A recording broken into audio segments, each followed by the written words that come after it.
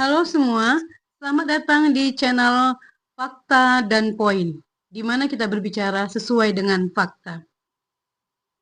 Kalian ada yang lihat nggak acara catatan demokrasi tadi malam? Lihat Dipa nggak? Lihat Alkatiri nggak? Habis lah, babak belur dibantai sama Pak Rifai dan Bang Freddy. Ini nih orang berusaha dia mengelak. Padahal kan di persidangan ditanya hakim bagus-bagus, manisnya bukan main. Apa dia bilang? Secara bahasa saya paham Bu Hakim, tapi secara substansi saya kurang paham. Ini Alkatirinya juga. Memang nih mental-mental orang ini nggak bisa berdebat secara ini beradab. Nah si Tifa ini udah ketularan sama si Roy Suryo, ketularan sama si Panci. Orang belum bicara udah dipotong-potong. Ada peneliti kayak gini yang pakai bahasa termal. Ini kita lihat ya. Banyaknya sekarang kan jadi kita apa benar sebanyak itu? Kalau tadi katanya kan yang dibawa nggak sebanyak itu. Tidak sampai 100, Bu. Oh gitu. Nah terus sisanya kemana? Ya kan itu yang kami tanya. Kita mesti tanya karena kan Polda sendiri kan, Ya, di Reskrimum sendiri kan yang mengumumkan bahwa mereka sudah menyita 709 dokumen. Kan gitu, 709 dokumen berkali-kali, 130 saksi. 20 itu mau diserahkan ke kalian semua. Ya, tapi kami baru menerima BAP itu baru menerima sekitar 90. Jadi yang 40 disembunyikan ngapain? Kenapa gitu? Masuk lagi nih si Alkatiri. Persidangan. Oh, enggak bisa, harus sekarang kan? Sekarang. Iya, harusnya sekarang. Kan carilah bukti kan apa? Masa mengharapkan bukti dari jaksa? Tidak dikasih. Nah, baru kemarin itu dikasih ya. Mas 100 ya? Kami ribut. Ini sidangnya bisa sampai 3 tahun loh, Bu. Sekarang bayangkan kalau sampai 130 kemudian kalau satu kali sidang satu orang bicara sama Profesor Ci itu sampai malam. Itu ya kan? Sekawan ya kalau 130 anggap 150. Kalau 1 minggu sekali 150 kali 7 berapa? 1000 berapa, Bu? 3 tahun. 3 tahun. 1 tahun itu 360 hari. Pertanyaannya, Prof. Ci, bisa 3 tahun ini persidangan. Tadi kan dikatakan bahwa ini akan membuktikan. Nanti ya kita gitu bahas. Kan, ini sudah berdasarkan hasil ya. bukti. Nah kan harusnya pembuktian itu atau dilakukan oleh lab yang independen. Tapi kan sampai saat ini saya belum pernah mendengar ada lab independen yang memeriksa jasa tersebut yang asli ataupun yang palsu gitu. Kan saya sudah mengatakan ini harus ada lab yang independen, tapi kan nggak ada. Kemana, Bu? Cuma diperiksa oleh lab di internal atau di Indonesia saja. Udah terpercaya, saya rasa udah itu bias. Pengakuan dari dunia, Bu. Secara metodologi nggak bisa diterima. Kenapa Prof. Ci meragukan labnya jika tidak independen? Karena ada lab dari kepolisian ya, Bang Freddy, Bang Rifai ya. Ya bukan masalah seperti itu, bukan alatnya nggak bagus, bukan apa-apa yang nggak bagus, tapi paling polisi tidak punya kepentingan kan apa? ada kepentingan. Jadi kalau orang luar barangkali mereka sudah tidak punya ajas kepentingan untuk hal itu, sehingga mereka mungkin bisa objektif untuk menyatakan bahwa ini yang asli, itu yang palsu, atau itu yang palsu, ini yang asli. Kita nggak tahu. Tapi kalau di dalam apapun, ya tentu pasti akan bias hasilnya. Kita kalau penelitian kan seperti itu ya, Kutipa ya nggak bisa kita penelitian itu kalau memang ada unsur subjektivitas di dalam sana, hasilnya akan bias apapun. Gitu loh, walaupun katakan ini sudah hasilnya seperti ini, lah nggak bisa. Ajar Bang. Bang Freddy boleh menanggapi ini, Bang Freddy dan juga Bang Rifai. Jelaskan Bang. Nanti Bang Rifai menambahkan. Udah ada Mabes Polri, mau kemana lagi dibawa? Sebetulnya ada aja ibu-ibu pihak penyidik, termasuk Bareskrim Mabes Polri, sudah kok dengar tuh Bu, dengar Bu. Allah muka ibu ini kayak serius sekali didengarkannya. Yang ada di Republik kita ini, tetapi ternyata semuanya tidak mempunyai kapasitas. Kami koreksi ya. Mungkin kami koreksi sebentar. Yang minta bukan dari polisi, dari orang kami. Belum selesai menjelaskan dari potong-potong. Kan diteruskan. Dari kami yang meminta. Oke. Ya kan? Itu. Iya kan diteruskan. Seperti yang dikatakan kemarin itu, yang dibawa ke rumah sakit apa itu kan seolah-olah diberi fasilitas polisi, tidak. Kayak gitu bagus dimasukkan ketahanan aja mereka ini. Udah dimasukkan ke ruangan VIP pun masih disalahkan juga polisinya. Jadi ini berdasarkan keterangan Direktur Kriminal Umum yang di Mabes Polri yang disampaikan kepada publik. Kan begitu. Sudah berusaha meminta, cuman tidak ada yang keilmuannya maupun alatnya yang bisa melakukan katakanlah uji untuk itu. Nah, kemudian ya, Bu ya. Kalau kepolisian punya niat baik itu ke luar negeri kemudian banyak. Sampai kita sekarang, bisa memberikan referensi ya. Sampai sekarang ya, semua tindak pidana yang berkaitan atau yang membutuhkan laboratorium kriminal atau forensik itu masih lab krim kita itulah. Kok dengarkan dulu, belum selesai orang bicara. Jadi memang tidak ada produk lab krim lain, tindak pidana lain ya di Republik ini untuk tidak khusus buat beliau ini juga memang tidak ada. Harus gitu loh. Memang bicara sama Profesor Cik itu tipe, kok diam aja. Harus ada yang namanya cross examination. Sebetulnya sama ya kayak si Panci ya kelakuannya ya. Dibalik. Dia mempunyai bukti apa menuduh ijazah itu palsu? Kemudian, adakah putusan pengadilan yang menyatakan ijazah itu palsu? Menyambar lagi dia, menyambar nih. Kenapa dituduh palsu? Ya kan belum ada sidang udah ngambil mic dia. Sedangkan ini produk resmi dari ya UGM sudah menyatakan asli. Kemudian sudah dipergunakan oleh lembaga-lembaga negara. Setahu saya ada prinsip dengan penjelasan orang. Sepanjang dokumen-dokumen yang resmi ya dikeluarkan oleh lembaga, ada nih prinsip. Kalau tidak dikatakan sebaliknya maka oleh putusan hukum maka itu dianggap asli. Nah, orang-orang ini menuduh tidak pernah menunjukkan buktinya apa. Kata-kata yang dia punya cuma menuduh. Saya tanggapi, Bu. Polisi tidak pernah mengatakan itu asli, Bu. Identik. Nggak ada yang mengatakan asli. Dia tidak ada yang membuktikan bahwa itu palsu dan tidak ada yang membuktikan bahwa itu asli. Tidak pernah apa. Tapi sudah memidanakan orang. Ini perlu dipikirkan.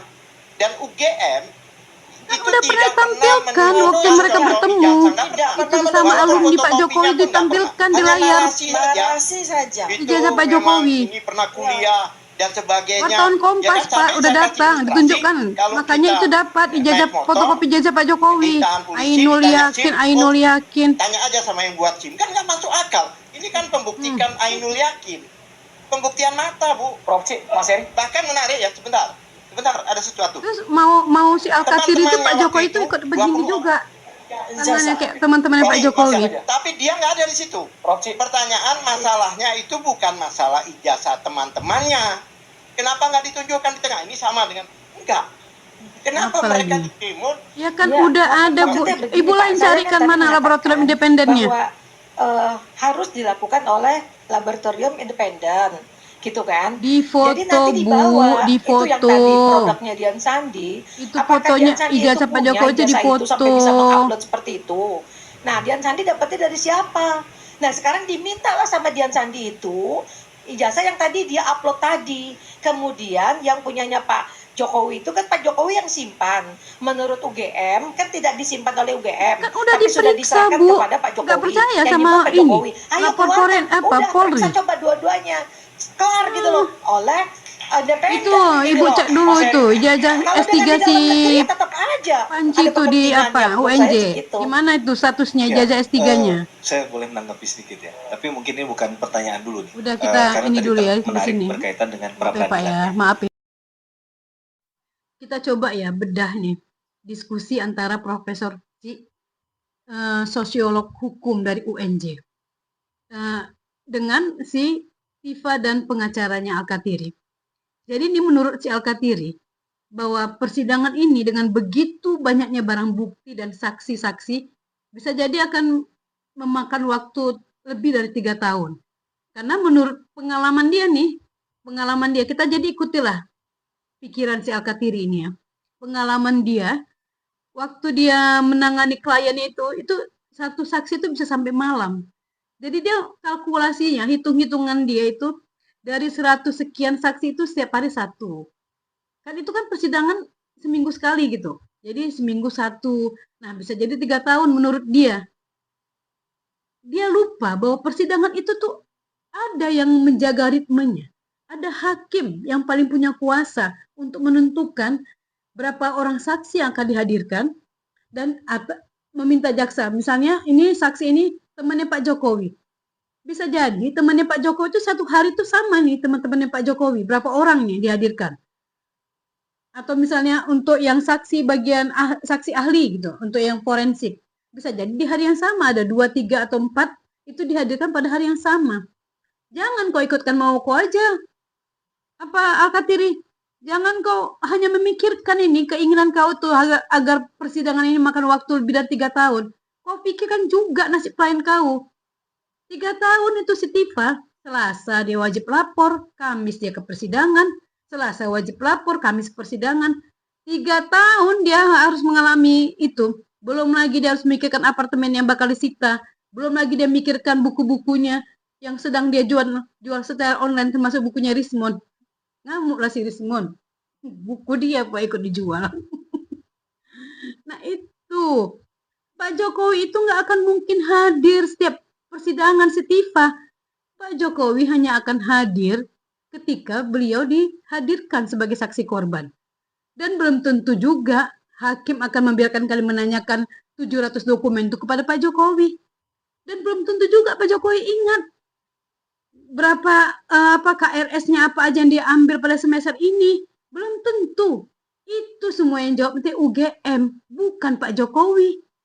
Aku aja nih yang nggak selama Pak Jokowi lah, baru 30 tahunan ini meninggalkan perkuliahan, belum tentu aku ingat semester ini aku ngambil apa aja, KRS ku tuh apa aja yang ku ambil pada semester ini, dan berapa SKS yang ku ambil semester 1, 2, udah lupa. Bahkan kita Pak Jokowi aja kaget kalau bukti pembayaran uang kuliah, uang semesternya masih tersimpan di UGM. Untung aja UGM itu arsipnya rapi, walaupun nggak lengkap semuanya data pendidikan Pak Jokowi. Kalau enggak, waduh makin seenak-enaknya lah orang ini merendahkan kampusnya sendiri UGM. Cobalah kita tanya ya di Fakultas Kedokteran, ada nggak data si Tifa selengkap data Pak Jokowi? Kita tanyalah ke FISIP, ada nggak data si Panci ini selengkap data Pak Jokowi?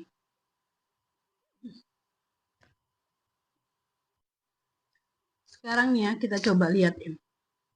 Ada lagi nih, siapa sih Michael Sinaga nih? Yang dulu dia dengan bangga mengaku ini sebagai wartawan utama, tapi sekarang media justru menuliskan posisi dia kalau diundang itu sebagai simpatisannya Roy Suryo. Simpatisannya Roy Suryo, bukan sebagai wartawan lagi. Ini dia dihadirkan bersama Yaakob Hasibuan, pengacaranya Pak Jokowi. Yaakob itu benar malas ngeladenin dia. Ini nih, diskusi tuh bukan apple to apple, tapi apple to kesemak. Karena dia memang nggak ngerti dia itu hanya seorang dokter yang mempunyai keahlian untuk menilai foto Pak Jokowi itu apa bukan memanipulasi. Dari mana dia bisa menilai? Bung Michael, Tanpa artinya walaupun pra peradilan ini tidak lihat bicara itu soal yang pokok perkara, dipotong-potong tapi foto Anda Pak juga Jokowi. meragukan isi dari pokok perkaranya. ya itu. Sok Jadi tahu soal kan dari hukum awal kau. ini ada beberapa pasal yang kesannya dipaksakan. Sepertinya 12 orang yang dilaporkan Nggak semua semuanya pasal melakukan itu, cuma mereka pasal berdua. 310, 311, 27, Laskar 32 satu dan enggak, 35. Michael. Termasuk saya yang dilaporkan juga kan, salah satunya. Tapi 10 dari kami sama sekali tidak mengetahui Oke. soal pengubahan dokumen atau manipulasi dokumen atau dokumen pun. Memang beda Saya mau ya. tanyakan ke Bung Yakub, apakah soal tadi Penasihat Pak penggeledahan, Jokowi penangkapan sama ini jadi orang-orang ini. ada keraguan juga soal materi penyidikan?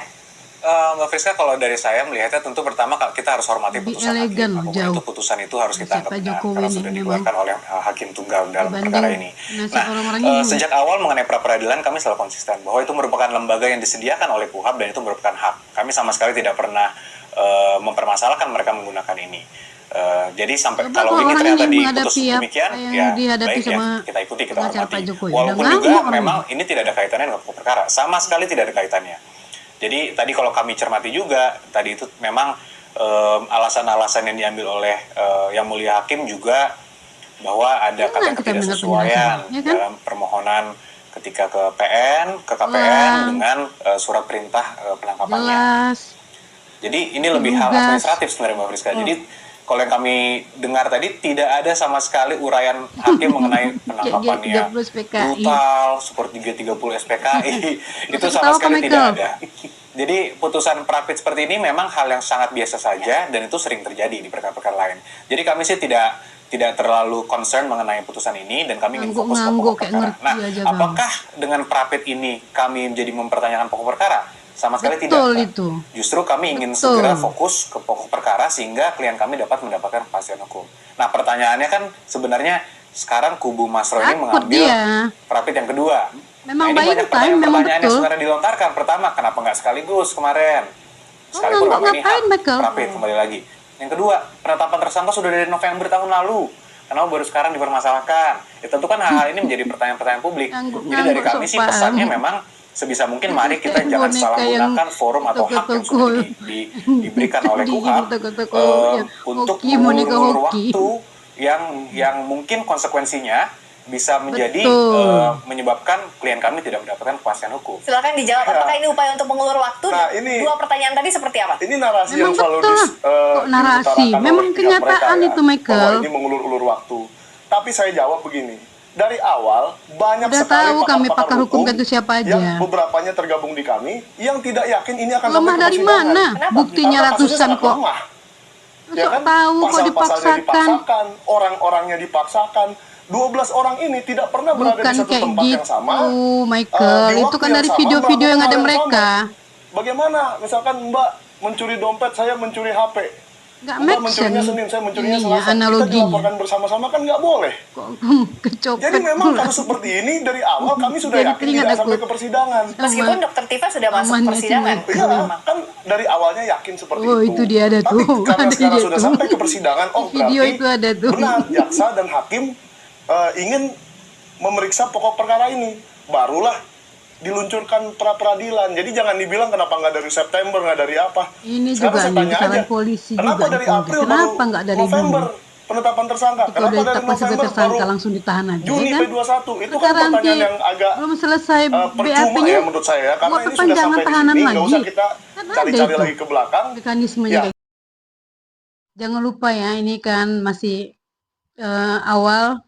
Jangan lupa ya, bantu like, komen, dan di subscribe ya akun ini ya.